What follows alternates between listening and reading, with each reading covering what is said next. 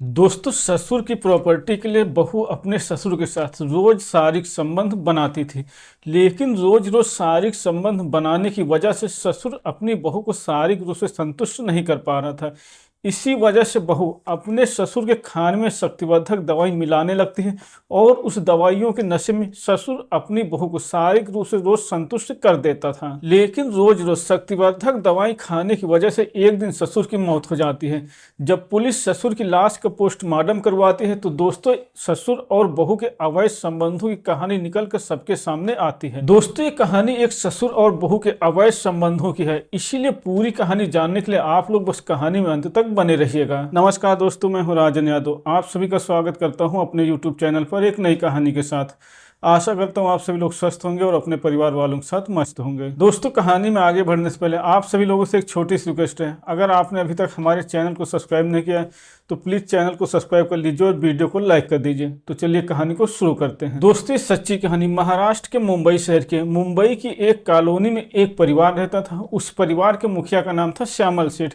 श्यामल सेठ की उम्र लगभग 60 साल थी। उनके घर में उनका एक बेटा आदित्य रहता था। उसकी उम्र लगभग 25 साल थी। आदित्य अपनी पढ़ाई पूरी करने के बाद अपने बाप की बिजनेस में ही हाथ बटाता था। उसकी माँ की मौत कुछ साल पहले ही हो गई थी। इसीलिए जब बेटा आदित्य अपने बिजनेस को अच्छे से संभालने लगता है तो बाप श्यामल सेठ अपने बेटे की शादी करने का प्लान बनाते हैं। वो अपने बेटे की शादी के बारे में सोचने लगते हैं।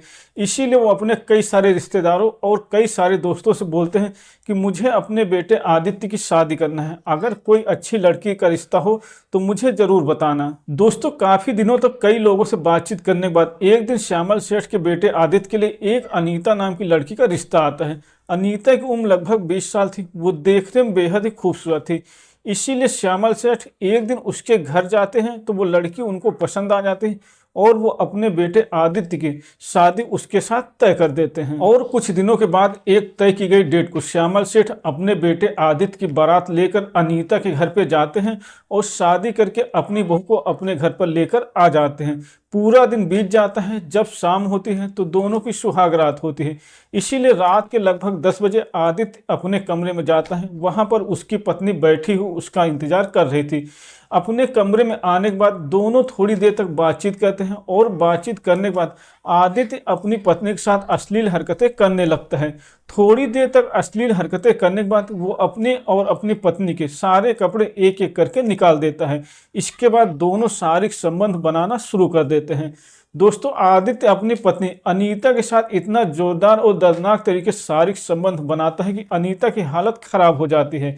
लेकिन इसके बाद भी वो पूरी रात में कई बार अपनी पत्नी के साथ शारीरिक संबंध बनाता है और पूरी रात ऐसे ही बीत जाती है। ऐसे ही रोज रोज टाइम बीतने लगता है। लगभग 3 महीने का टाइम बीत जाता है। अनीता अपनी ससुराल के अपने घर को पूरी तरह से संभाल लेते हैं और आदित्य अपने बिजनेस को संभालने लगता है। आदित्य रोज सुबह अपने ऑफिस जाता था और शाम को वापस आता था। ऐसे ही लगभग 1 साल का टाइम बीत जाता है। लेकिन दोस्तों, एक दिन आदित्य अपने ऑफिस जा रहा था और वो जल्दबाजी में था। इसीलिए रास्ते में उसकी गाड़ी का एक्सीडेंट हो जाता है और उसकी वहीं पर मौत हो जाती है। जब आदित्य की मौत हो जाती है, अनीता जब अपने पति की लाश को देखती है तो वो रोने लगती है। लेकिन दोस्तों, जो होना था वो हो गया था। अब कुछ हो भी नहीं सकता था। इसीलिए आदित्य के सारे अंतिम संस्कार कर दिए जाते हैं और उसकी बहू अब विधवा हो गई थी। बहू अकेलापन महसूस कर रही थी। इसीलिए एक दिन जब उसका ससुर श्यामल सेठ देखते हैं कि उनकी बहू पूरा दिन उदास बैठी रहती है तो वो अगले दिन से अपनी बहू को अपने ऑफिस में लेकर आने लगते हैं, जिससे कि वो ऑफिस में लोगों के बीच में रहेगी तो अकेलापन महसूस नहीं करेगी, उदास नहीं रहेगी और वो अपना बिजनेस भी अच्छे से संभाल लेगी। कुछ महीने तक ऑफिस आने के बाद अनीता अपने बिजनेस को पूरी तरह से अच्छे से संभाल लेती है। अनीता को पता हो जाता है उसका कितना बिजनेस है और कितनी प्रॉपर्टी है, कितना पैसा है। इसलिए जब अनीता पैसा देखती है तो उसको लालच आ जाता है। इसी वजह से वो पूरा पैसा अपने नाम करवाने की कोशिश करने लगते हैं। लेकिन दोस्तों, उसका ससुर जिंदा था, इसीलिए ये सब इतना आसान भी नहीं था। इसीलिए अनीता अपने ससुर को अपने प्यार के जाल में फंसाने की कोशिश करने लगती है। इसके बाद वो अपने ससुर के सामने छोटे छोटे कपड़े पहन कर घर में रहती थी और अपने ससुर को इम्प्रेस करने की कोशिश करने लगती है। दोस्तों, ससुर को भी पता चल जाता है कि उसकी बहू को क्या चाहिए, लेकिन ससुर अपनी बहू से कुछ नहीं बोलता है। इसी वजह से बहू एक एक दिन अपने ससुर के खाने में एक शक्तिवर्धक दवाई मिला देती हैं और जब ससुर उस खाने को खा लेते हैं तो उसके ऊपर उन दवाओं का असर होने लगता है। जब ससुर के ऊपर दवा का असर पूरी तरह से हो जाता है तो बहू अपने ससुर के कमरे में जाती है और उसके साथ अश्लील हरकतें करने लगती है। दोस्तों, ससुर पहले से ही शक्तिवर्धक दवा के नशे में था, इसीलिए वो भी अपनी बहू का साथ देने लगता है और दोनों एक दूसरे के साथ अश्लील हरकतें करना शुरू कर देते हैं।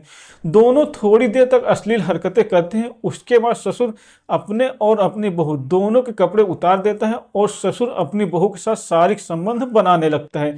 ससुर उस शक्तिवर्धक दवा के नशे में लगभग 2 घंटे तक अपनी बहू के साथ शारीरिक संबंध बनाता है और 2 घंटे बाद जब दोनों शारीरिक संबंध बनाकर थक जाते हैं तो वहीं पर सो जाते हैं। जब ससुर और बहू के बीच में एक बार शारीरिक संबंध बन जाते हैं तो फिर ये रुकने का नाम नहीं लेते।